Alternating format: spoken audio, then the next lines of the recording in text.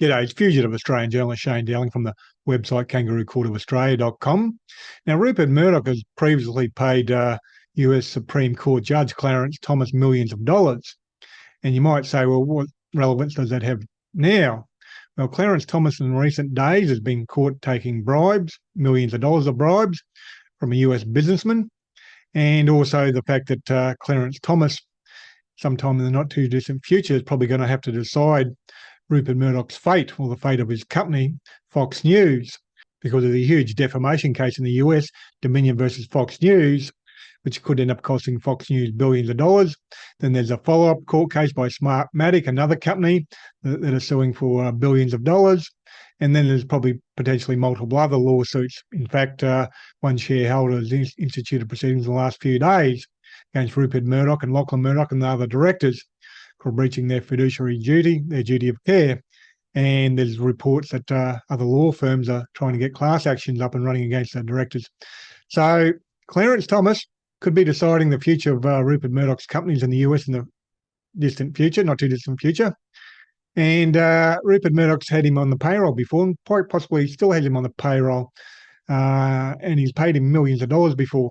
Not only that, Rupert Murdoch has been using his media, specifically the Wall Street Journal, to come out and defend Clarence Thomas, try and downplay the bribery allegations, and then add that to a recent report in the Vanity Fair that Rupert Murdoch wanted to control the Supreme Court. So he wanted Donald Trump to stack it with Republican candidates or Republican supporters. And that's come out in the article in Vanity Fair. So I'm going to read those 3 articles out to you, or just snippets of it. I've just published an article on my website, Kangaroo Court of Australia. It's got all the background information, all the links to everything I just said. But I'm just going to read you out the basic stuff from those 3 articles. Now, in 2007, on the website The Nation, they published an article titled Clarence Thomas and Rupert Murdoch. And it says there, the long-awaited publication of Clarence Thomas's memoir, My Grandfather's Son, out Monday, makes you wonder. How come none of the presidential candidates have said a word about the Supreme Court in any of their debates?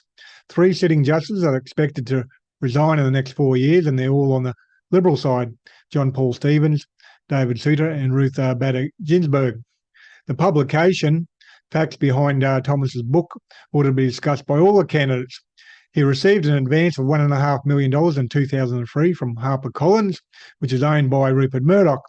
If you thought the court dealt with any issues of relevance to Murdoch, you might call it a conflict of interest for Thomas to accept that payment, far more than any sitting justice has ever received from any single source.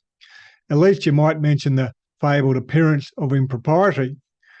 You might call the $1.5 million a thank you gift from Murdoch for services rendered. You might even wonder if it might be a subtle suggestion to other justices who will be ruling on Murdoch-related issues in the future. Of course, Thomas would avoid the appearance of impropriety by recusing himself for the rest of his career from any case raising issues concerning Murdoch, Fox, the First Amendment, copyright law, libel, or any other issues in media or communications law. That would give him a lot of time off.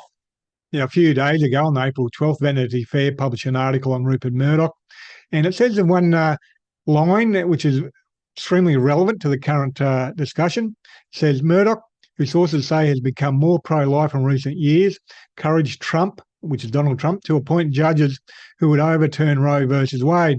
Rupert Murdoch wanted Trump's Supreme Court justices in so they could make abortion illegal. Well, I don't know if Murdoch would care about abortion at all. It's probably more a political issue for him, supporting the Republican movement, the Republicans who are against abortion, etc., probably supporting his viewers. So the relevance of that line is obviously Murdoch having influence and control over the US Supreme Court, which, if you go back to 2007 and the 2003 payment to Clarence Thomas, you can see him doing that exactly that back then, if you were cynical, of course. But obviously with Murdoch, anytime he gives anyone any money, he obviously wants payback. This brings us to the bribery allegations against Clarence Thomas.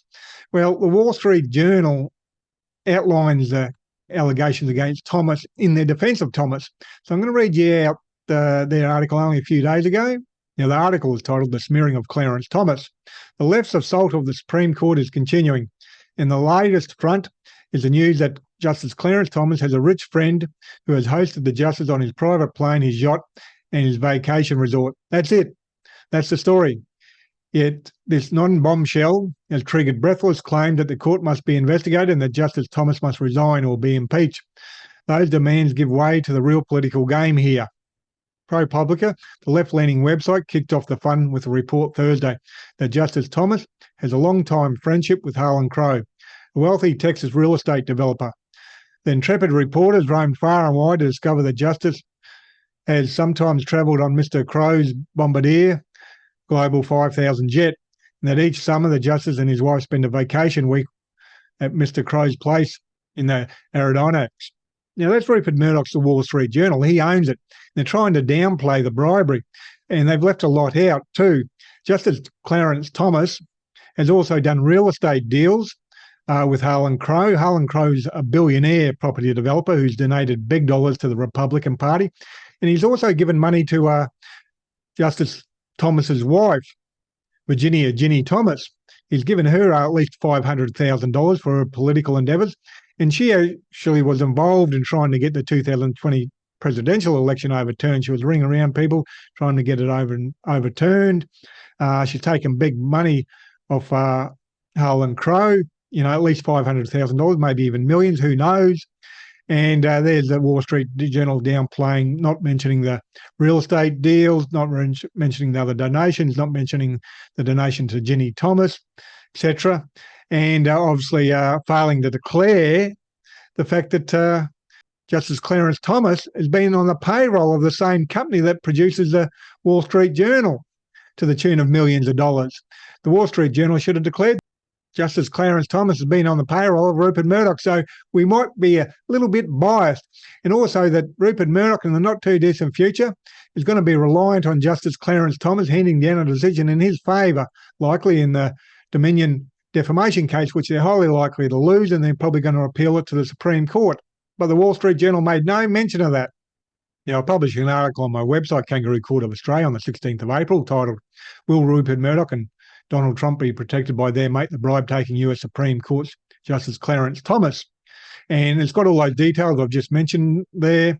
It's got further links to all the information, so you can read up on that. And it's got further outlines of all the different court cases and how this court case, or the Dominion court case, is potentially going to have an impact right across the board on a whole heap of different other court cases. And the question that has to be answered is, how many times has Rupert Murdoch met with Clarence Thomas and his wife, Ginny Thomas? Do they have a personal relationship? Is Clarence Thomas still on the payroll? He's published a book. He was given a $1.5 million grant, or not grant, advance back in 2003. Is that book still selling? Is HarperCollins still paying Clarence Thomas? As I say in my article, is there a second book coming where Rupert Murdoch gives Justice Clarence Thomas a advance of, say, $5 million or $10 million for a second book? Nudge, nudge, wink, wink, hand down some judgments in our favour sort of scenario going down. Anyhow, visit my website, click on that article, click on the other links, further information on the article by itself, but you can click on the links and get a lot more information.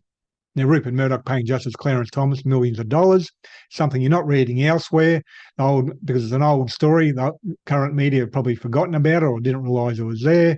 But it's going to be big news in the near future, because Justice Clarence Thomas is going to have to stand down from the US Supreme Court in any judgment against or judgment relevant to Fox News. Now, Kangaroo Court of Australia is independent media. I publish a YouTube channel, website, Facebook page, and Twitter account, and I'm reliant on donations to keep on publishing. So please support my Patreon account. Currently sitting on 221 supporters, donating $1,478 a month.